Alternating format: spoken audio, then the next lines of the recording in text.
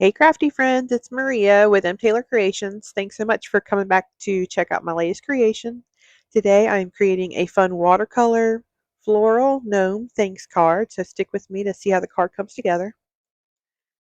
Okay, I'm going to go ahead and pull the little gnome that has some braids and a floral decoration on her hat, and going to stamp that on some Ranger Distress watercolor cardstock by Tim Holtz. And you'll see that I've got Memento ink, and I do end up having to restamp this because I used the wrong ink when it came to wanting to watercolor, and I'll show you in just a little bit how I had some bleeding of the black ink once I get to that point, and I go ahead and restamp it with the correct ink. Just using my Misty stamp positioner to stamp this a couple of times to make sure I have a good solid um, image, just with the watercolor cardstock being textured. Okay, I'll go ahead and clean off that stamp and put it back on the stamp set there. Okay, I pulled out a piece of green cardstock from my stash and just using some anti-static powder tool here to make sure I don't have a bunch of extra embossing powder where I don't want it, and so using VersaMark watercolor ink to stamp out the thanks sentiment, and then I will use vintage pearl embossing powder. And I do like to stamp this a couple of times. I feel like the first stamp just kind of helps pick up and move the powder out of the way, and then at least one or two other times to make sure I have a good solid image with the actual embossing ink. And I like to pour the powder over the ink and then just pour any excess off onto a piece of paper in order to funnel that back into the jar. Probably wasn't the best idea to do that over my Misty because I do have a sticky mat inside there, but it all worked out well. No spilling into the Misty. Here I'm going to just try and show the heat embossing and how it turns. I don't know that I got a great image of the melting, and then I just like to use my microfiber cloth to buff away any excess powder, and then I'll just trim out that thanks sentiment with my trimmer. And I just like to line it up. It doesn't have to be perfect, but just trying to have even edges around each of the sides of the sentiment. Okay, so here's where the ink is all nice and dry, so I figure I'll go ahead and bring in my watercolor pens, and this was just a brand that I found on Amazon, and I will link the um, direct link down in the description box if you want to check it out. It's a fairly cheap set, but I thought it worked really well. I was able to I think there's 24 colors in the set, and so I was able to get some colors that I felt matched the pattern paper that I was going to be including on the card, and so I enjoy the set. I do have a water pen there that I'm able to just use instead of having a cup of water and a paintbrush, so that works out for me. And I just used just a clear stamping block to put some ink out onto. That way I have a little more control over how much of the ink goes down onto the cardstock. Okay, and so again I do bring in the VersaFine Clair, and then that way I've got the correct type of ink that the water will not cause any bleeding on my stamp lines. And so I do stamp this a couple times again to make sure I've got a good solid image, and then I'll set this aside to let that fully dry. Okay, and I've brought in my pattern paper and just a panel of green cardstock, and so the green cardstock is 3 7/8 by 5 1/8, and the pattern paper is 3 3/4 by 5 inches.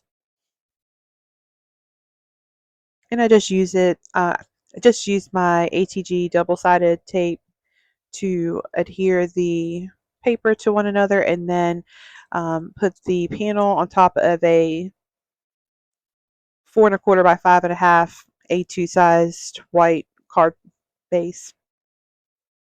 Okay, and then I pulled out Simon Says Stamps Scalloped Arched Frame die set and cut out a few times. The first was with Spellbinders Treasured Cardstock Gold. I believe this was the mirrored gold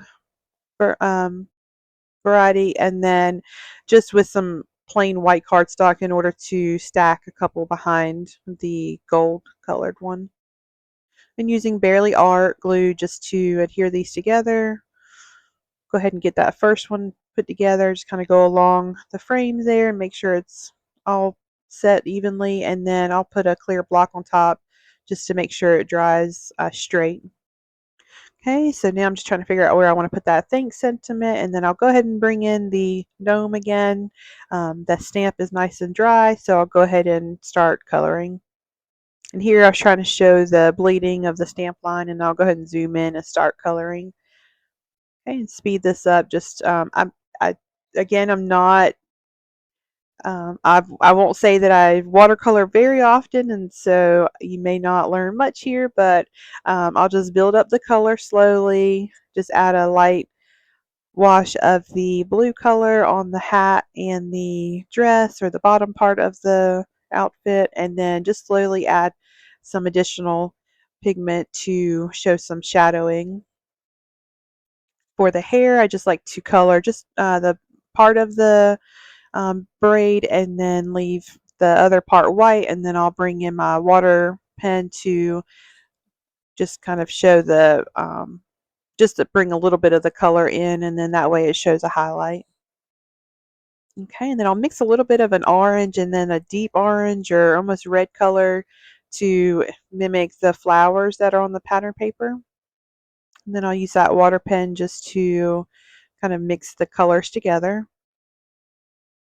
I'll color in that heart there with a pink color, and then just go ahead and also the hair fasteners. I was trying to find a peachy color, and so I had a really light orange and just used a very small amount of that to color in the nose. And then I didn't have a green color that really matched the pattern paper very well, so I did mix a couple of the greens together and then just use that to color in the tiny little leaves that are on the image. Yeah, I went ahead and cut out that image with the frame, and then that way I had the correct arch that fit within the frame on the card. Just making sure that that fit there okay, and then go ahead and line up the arch frame on the card and glue that down with some Barely Art precision glue again. And I'm just going to line this up evenly, even borders across all sides. And I do go ahead and bring in a T-square ruler just to make sure that I've got that straight. Sometimes I get it just a little uneven and want to make sure that that was straight since I was fitting an image inside of the frame. I'll bring in that thanks sentiment, and I do decide to go ahead and add some foam tape on the on both ends basically of the sentiment strip in order to allow for the extra dimension from the frame that the thanks sentiment was going over. Okay, and just getting that adhered. I do like to use my pokey tool to help put the foam tape as well as take the backings of the foam tape off of the foam. I like to just poke down into the foam and pull the backing off there.